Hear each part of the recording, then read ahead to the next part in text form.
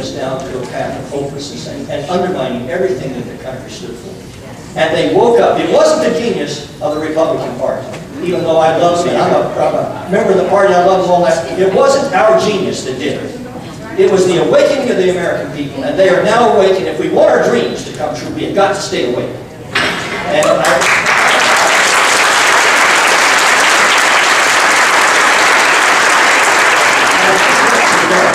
that I truly believe that that's happening.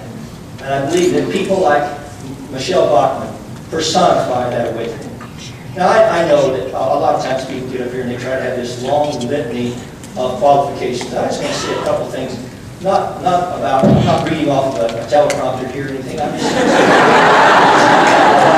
Michele-Bachmann that I know to be true. First of all, on the qualification side, and I have permission to say this, so you got to grant me diplomatic immunity if you will. This next week, Wednesday, she's going to be 55 years old. Yeah.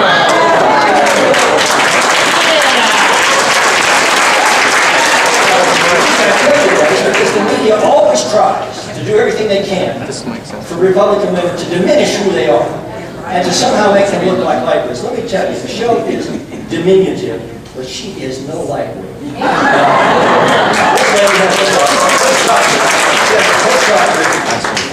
In tax law. She's the smartest tax attorney in the galaxy. And she understands really why all these things are as they are. She understands the tax code and the structure to be something that is absolutely antithetical to the American dream. And she understands it better than anybody that I know. She's also somebody that, if you really want to look at what's important, as Emerson said, you know, that there are many things that are of consequence in life, but what lies before us and what lies behind us are small matters compared to what lies within us. And this lady has a love for America and a love for human freedom and a commitment to it as good as any I have ever seen in any person. And, you know, her husband and her, they have a small business and they have to run a business. They got about 50 employees. They're doing some amazing things, but you know what touched me the most about her? And she has had 5 children and 23 foster children.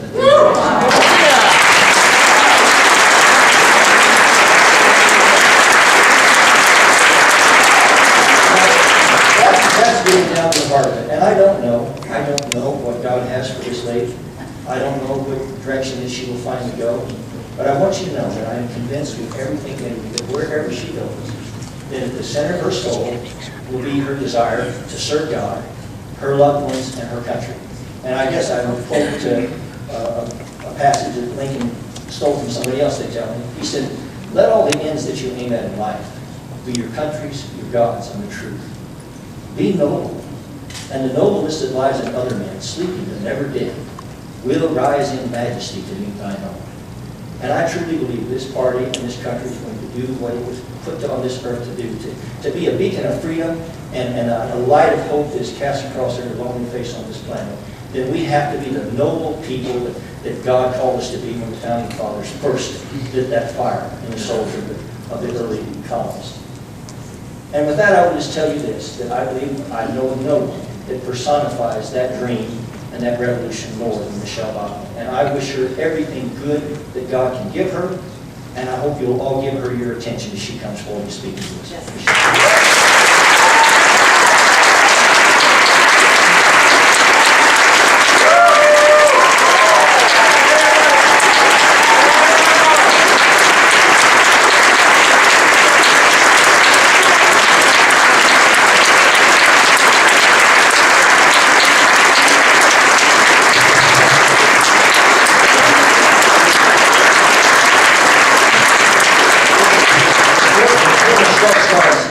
As you know, this lady started the Tea Party caucus in Congress. Yes.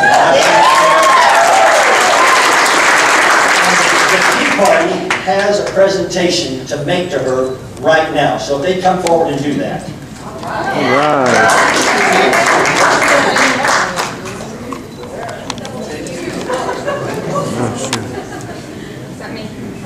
As the outgoing state chairman for the Arizona Tea Party Patriots and the incoming state chairman in FSU, we would like to give you this plaque on behalf of all of the Arizona Tea Parties And if all of the leaders could just raise your hands, I just want all of the Tea Party leaders to be recognized.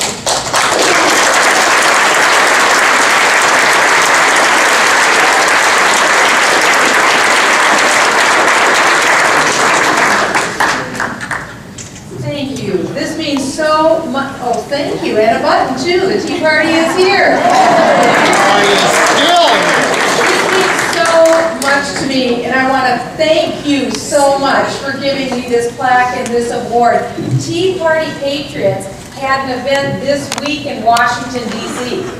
They had a rally, and it was exactly the right rally at exactly the right time. We have you to thank for that because, again, the media focus, there was a lot of media there because they wanted to know what you think. Do you know that you have turned the world upside down?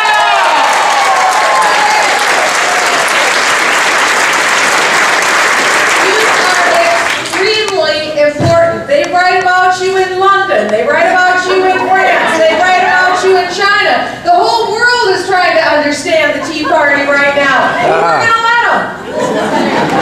We're going to let them because we have got a story to tell.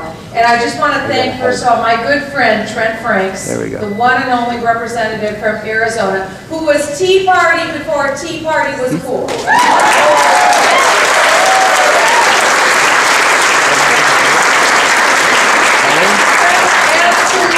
Is the real deal congressman, and you know, you see a lot of types that come to Washington, D.C. They come for a lot of different reasons. In fact, a lot of people will say there are two people that come to Congress. There's those who come to Congress to be somebody, and there are those who come because they want to do something. I want you to know Trent Franks is the fellow who not only wants to do something, he has done something, he stands for something, he's a marvelous credit to the state of Arizona.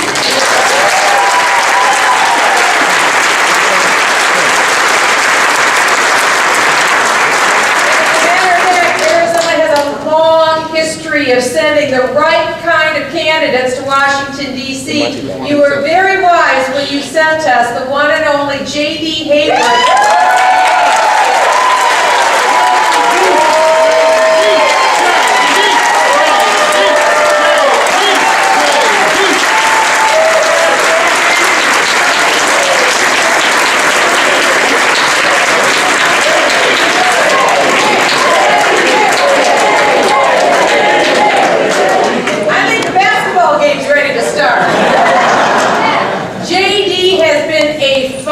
From day one. He's always been a fighter. I was elected just as JD was coming back to Arizona. I got to know him just a little bit when he was there, but I liked him from the moment I met him because I knew this was another real deal contest.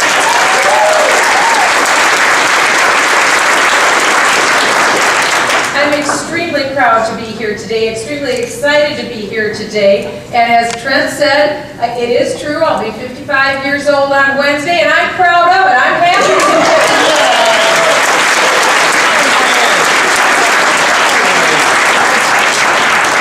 Because after all, now I can use my senior citizen card to get it. My husband and I love to go to Perkins Restaurant. I don't know if you have heard of it.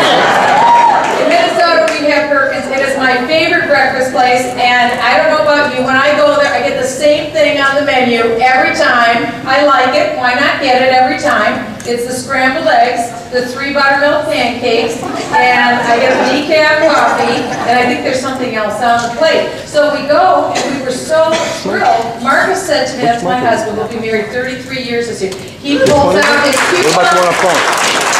We are a coupon family. Tea partiers are coupon families. We pulled out our coupon. We got there, so we had the early riser special. And we do this before the kids get going, so we couldn't leave the house. That's our date. We have our dates early in the morning when we go out. Got our coupons, and Marcus says to me, wow, we can even do better. Now we can get the 55-year deals on the senior citizen.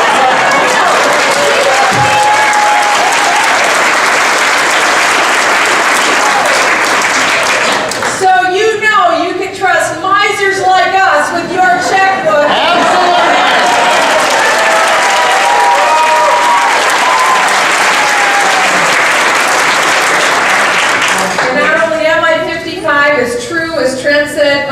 are the proud parents of 5 biological children. For a period of years, we homeschooled those kids, and they whined and they griped, but now our oldest son is a physician in the state of Connecticut. We have just great kids, and our 23 foster kids, we're extremely grateful that we had the opportunity to raise them. So let me tell you, 55 years of age and 28 kids, I am the old woman in the shoe.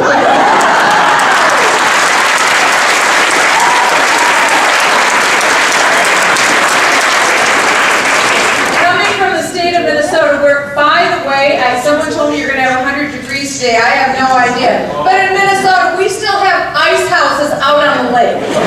Just so you know. So don't say we never gave you anything. We give you half of Minnesota. What can I say?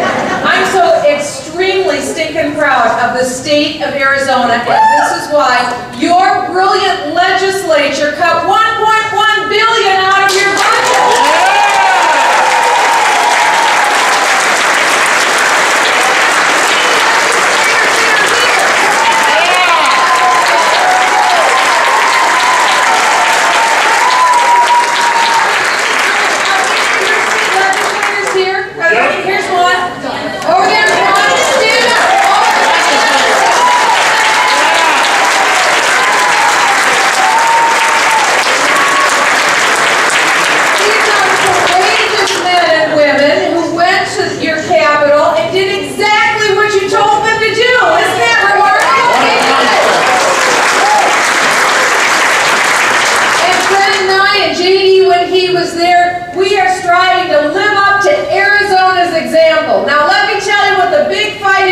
In Washington, D.C.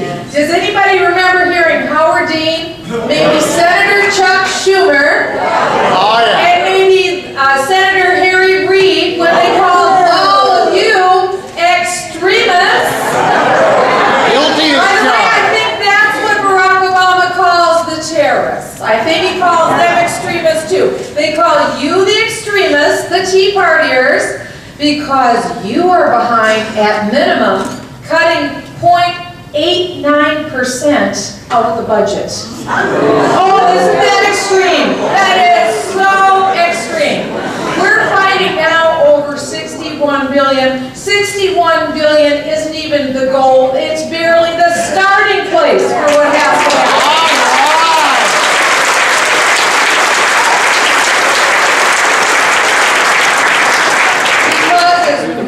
Captain Russell told me earlier, we are currently, all of us in the United States, fiscally on the Titanic. We are on a sea voyage. Remember, that was in April when the Titanic took their voyage, as you remember. They were, the people were on the Titanic, they were headed, the iceberg was straight ahead. So now just imagine, who was in the wheelhouse of that Titanic? Barack Obama. He is in the wheelhouse. He's about to shout down through the voice pipe to the crew down below, down where all the engines are firing up, the pistons are going, and he's saying, full speed ahead. We got a gash in that ship. He's saying, bigger hole, more water. That is literally the picture that we have right now in Washington, D.C. Financial Times yesterday reported, this week, we're having a debate about what? $61 billion. It was reported maybe we'll have a compromise at $33 billion. Let me give you this little factoid. Now let's be nice. Let's give this little factoid. This week, your government borrowed $99 billion. Get a rope. We can't earn it fast enough. They are spending it faster than we earn it. Yep. These are not the people that we want running our ship, is it? We don't want these people. Now let me tell you, I come, as I said, from the state of Minnesota. It is what I would call a tough neighborhood in Minnesota. Politically speaking, we are the state that produced Hubert Humphrey. We are the state that produced Eugene McCarthy. We gave you Vice President Walter Monty. Then we gave you U.S. Senator Paul Wellstone.